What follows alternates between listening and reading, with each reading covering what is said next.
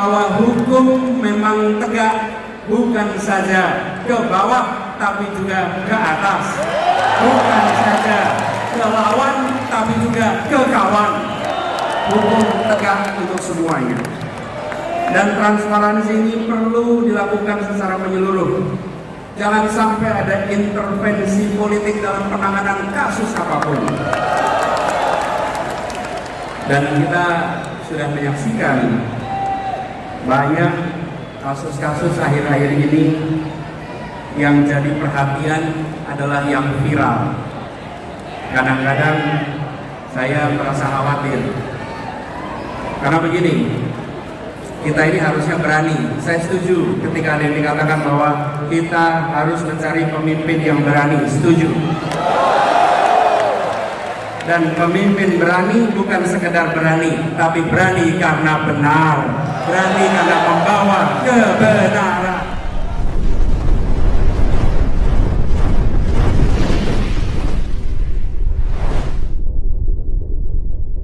Kejahatan, mafia perumahan, mafia pemilu, mafia bansos, bahkan mafia proyek pemerintah. Ya termasuk mafia BTS itu. Semua. Karena itu seluruh mafia ini harus kita bereskan. Republik ini tidak akan bisa maju bila kita membiarkan mafia-mafia itu merajalela di negeri ini. Termasuk proyek pemerintah. Ketika kita melihat ada kasus-kasus, termasuk kemarin mafia BTS, maka saya sependapat dengan yang disampaikan oleh Ketua Partai Nasdem Pak Surya Paloh. Tuntaskan penyelidikannya. Semua yang terlibat harus diperiksa. Dorong transparansi. Jangan ada pihak yang dibiarkan melenggang tidak dimintai pertanggungjawabannya. Tunjukkan bahwa hukum memang tegak bukan saja ke bawah tapi juga ke atas, bukan saja ke lawan tapi juga ke kawan. Hukum tegak untuk semuanya. Dan transparansi ini perlu dilakukan secara menyeluruh. Jangan sampai ada intervensi politik dalam penanganan kasus apapun. Dan kita sudah menyaksikan banyak kasus-kasus akhir-akhir ini yang jadi perhatian adalah yang viral. Kadang-kadang saya merasa khawatir. Karena begini, kita ini harusnya berani. Saya setuju ketika ada yang dikatakan bahwa kita harus mencari pemimpin yang berani. Setuju. Dan pemimpin berani bukan sekedar berani, tapi berani karena benar, berani karena membawa kebenaran. Karena pasangan yang kata berani itu benar. Kalau tidak benar, dia tak berani. Tapi kalau dia bawa kebenaran, maka siapapun dihadapi dan ridha Allah yang menjadi pegangannya.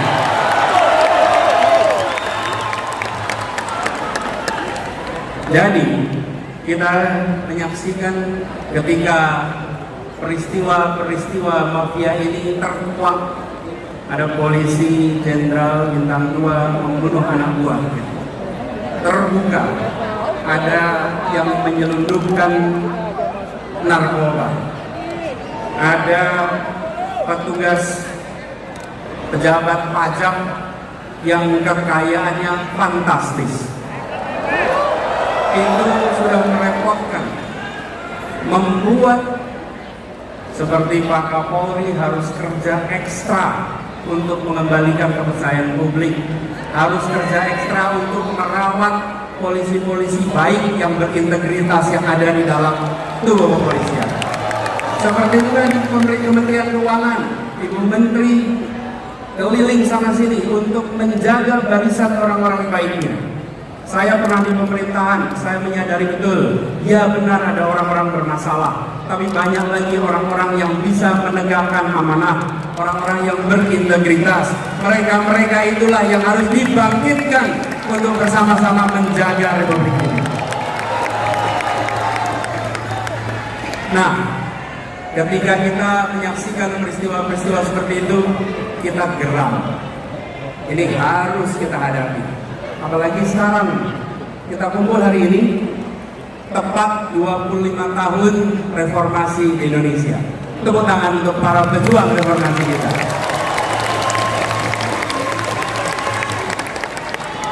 Tapi sambil kita menengok, kok bisa kita sudah 25 tahun dari reformasi, yang dulu kita bicara tentang memberantas kolusi, korupsi, nepotisme, sekarang justru muncul mafia A, mafia B, mafia C, mafia D. Ini panggilan bagi kita semua. 25 tahun yang lalu kita berkomitmen memberantas KKN, sekarang kita berkomitmen untuk memberantas mafia-mafia yang ada di Republik ini.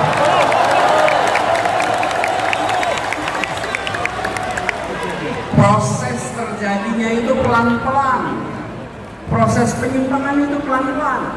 Bila pemimpin-pemimpin di Republik ini tidak sensitif pada persoalan ini, maka persoalan ini akan secara bertahap merusak Indonesia.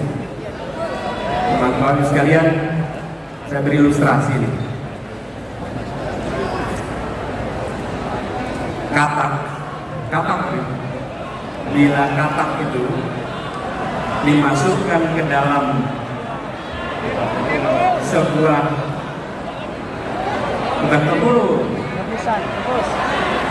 ke panci yang airnya dingin, taruh di panci air dingin, kemudian pancinya taruh di kompor, nyalakan kompornya pelan-pelan.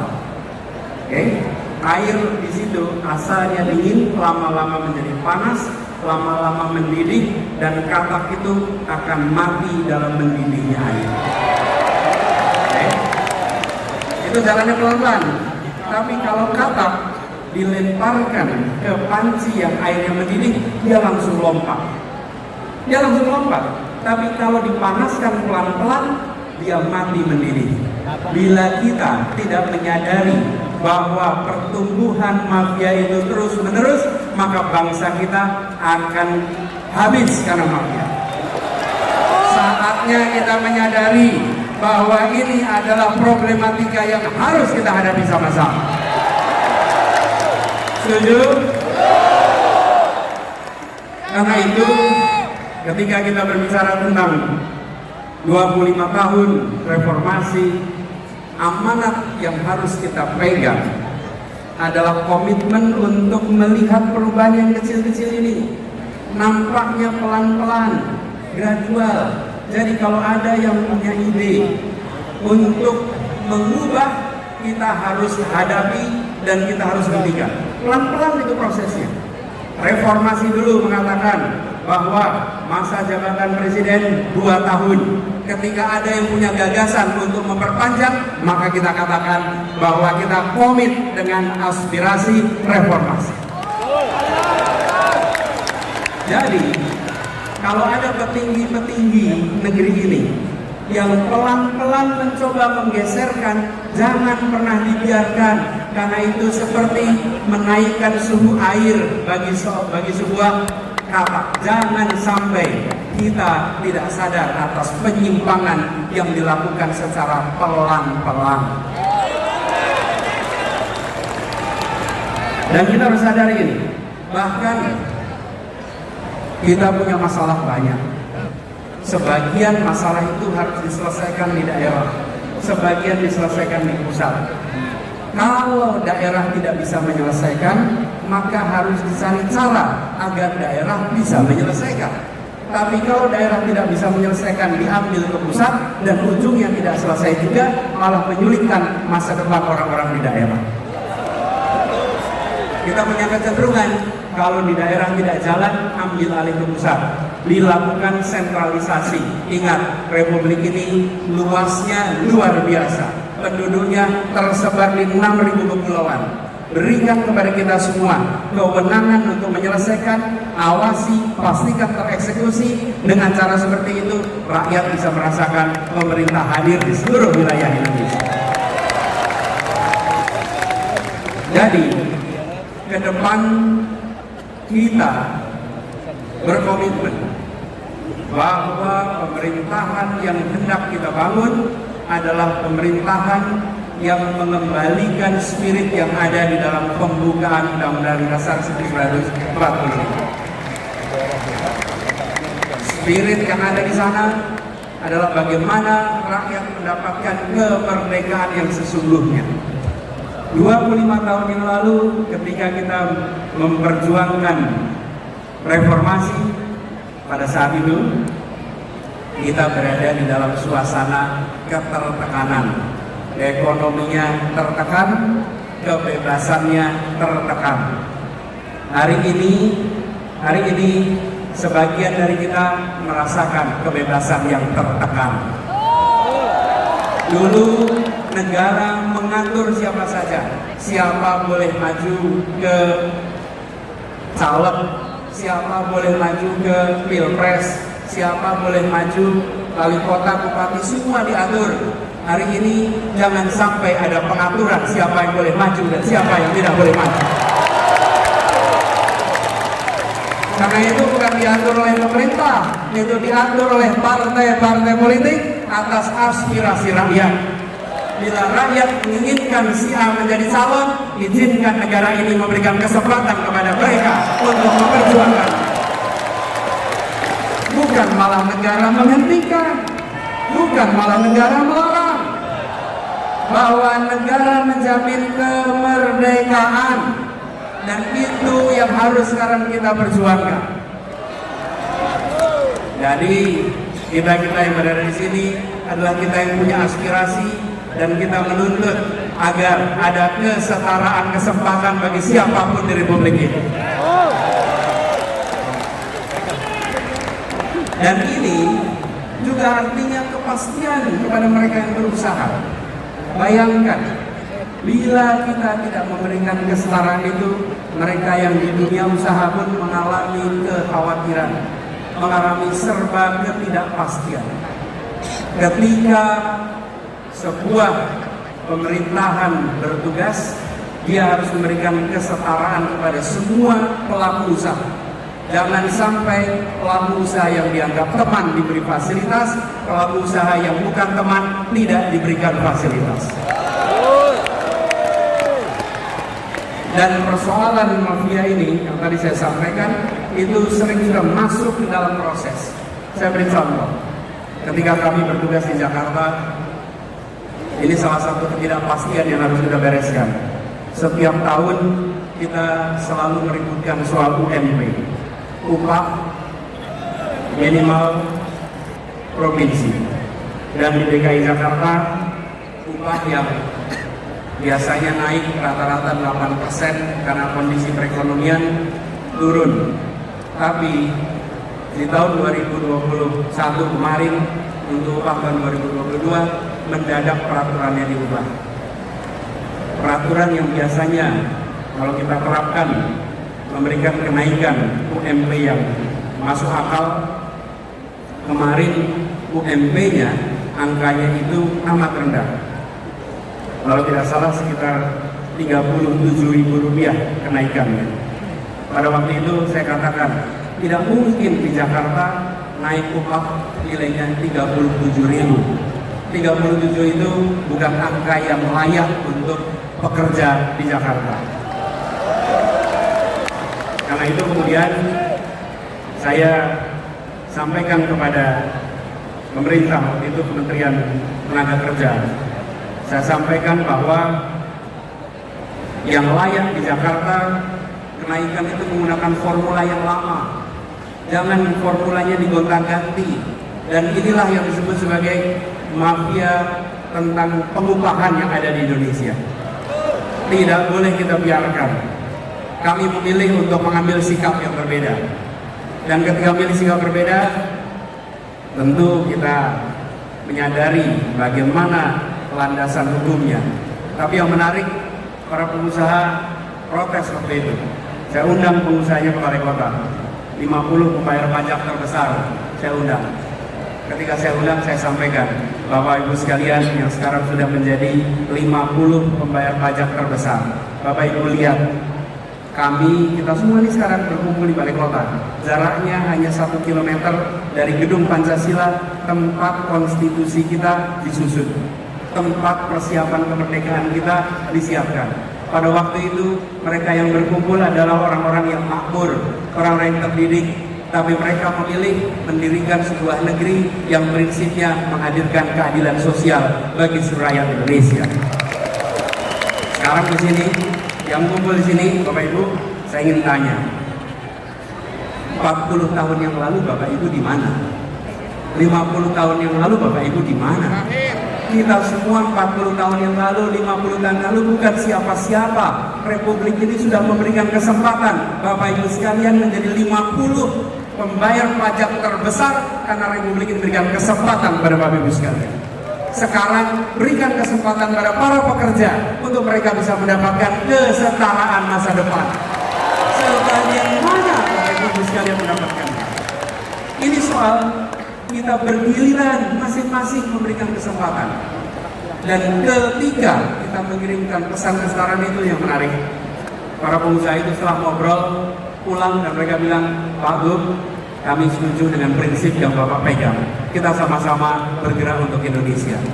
Bapak Ibu sekalian, ketika kita bicara tentang nilai-nilai, maka semua akan terpanggil. Itulah sebabnya hari ini kita berjuang, karena kita membawa nilai-nilai dan kita ingin memanggil semuanya untuk berjuang bersama kita. Nilainya nilai keadilan, nilainya nilai kesetaraan. Dan itulah yang kemudian membuat kita semua yakin, bila ini kita kerjakan, insya Allah Indonesia akan lebih baik, Indonesia akan lebih makmur. Karena itu buat para relawan semua yang sudah berkumpul di sini, siap kita bergerak bersama ke depan, siap untuk mengajak semuanya, siap untuk menjangkau semua, siap untuk menunjukkan bahwa ini negeri merdeka. Jangan, permintaan saya, jangan pernah takut untuk menunjukkan pilihan kita. Setuju? Bila kita menawarkan prinsip keadilan, prinsip kesetaraan, pasang besar-besar pesan itu dimanapun Anda berada. Jangan gentar pada mereka yang kegiatannya merobek poster. Jangan gentar. Jangan gentar dengan mereka yang suka merobek baliho. Jangan gentar. Bila ada baliho dirobek, bila ada poster dirobek, jangan cuma difoto. Berikan laporan ke kepolisian, nanti kita tunjukkan siapa yang menghargai pendapat dan aspirasi dari Republik ini. Dan kita tidak perlu memberikan spanduk-spanduk penolakan. Kita sambut kedatangan siapa saja sambil mengatakan kami siap untuk disandingkan, kami siap untuk dibandingkan. Dan kami yakin bahwa gagasan kita, karya kita, rekam jejak kita, program kita, bila disandingkan, maka kita akan bisa mengajak seluruh rakyat Indonesia untuk Indonesia yang lebih baik. Jadi, teman-teman semua, para relawan yang saya cintai, ini bukan sekedar sebuah perjuangan elektoral. Ini juga bukan sekedar pertontonan. Ini bukan panggung hiburan, di mana datang ke depan panggung untuk menghibur, bukan. Ini adalah panggung untuk menentukan arah perjalanan bangsa ke depan. Karena itu kerjakan dengan keseriusan, kerjakan dengan sepenuh hati. Dan ini adalah perjuangan yang membawa nilai, membawa prinsip. Karena itu jadilah relawan teladan. Siap? Jadi apa? Relawan apa? Relawan apa? Relawan apa? Jadilah relawan teladan. Menghormati kedatangan lawan sambil mengatakan kami membawa gagasan, kami membawa rekam jejak, siap disandingkan, siap ditandingkan, dan kami yakin bila kemenangan akan diantarkan kepada kita.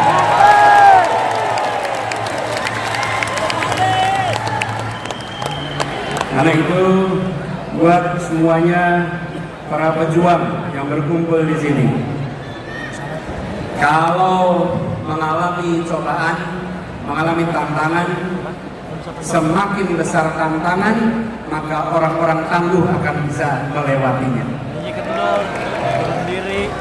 Kalau kita ketemu dengan tantangan, maka kita tidak menghindar. Kalau kita ketemu tantangan, kita tidak sembunyi, tapi kita hadapi. Kita apa? Kita hadapi. Karena itu saya kalau boleh saya bertanya kepada semuanya nih. Kalau saya beri pertanyaan, pejuang bukan? Maka jawab, hadapi. Siap? Siap. Pejuang bukan? Pejuang bukan? Pejuang bukan? Insya Allah kita hadapi, dan dengan izin Allah perjuangan ini insya Allah akan diantarkan pada kemenangan. Terima kasih, salam perjuangan, pesan kepada seluruh keluarga, semua tetangga, jangkau semua dan katakan bahwa perubahan untuk keadilan sedang bergerak menjangkau semua, dan insya Allah dari ruangan ini dikirimkan pesan penuh semangat untuk seluruh Indonesia. Assalamualaikum warahmatullahi wabarakatuh. Waalaikumsalam warahmatullahi wabarakatuh.